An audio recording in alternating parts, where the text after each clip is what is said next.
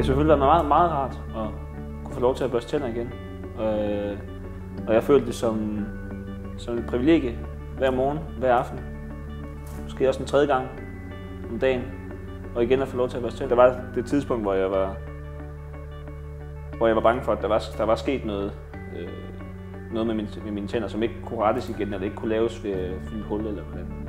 Og der var jeg jo som sagt, der var jeg lidt bange, for der kom jeg til at tænke på, okay, altså, er det her værd? Altså, har jeg lyst til at fortsætte med, hvis jeg får gener for resten af livet? Der skete så det, at jeg kom ind og fik den professionelle vurdering af tandplejeren, som sagde, at det var ganske ufarligt, og der var ikke noget, der sagde for, at jeg ikke kunne fortsætte.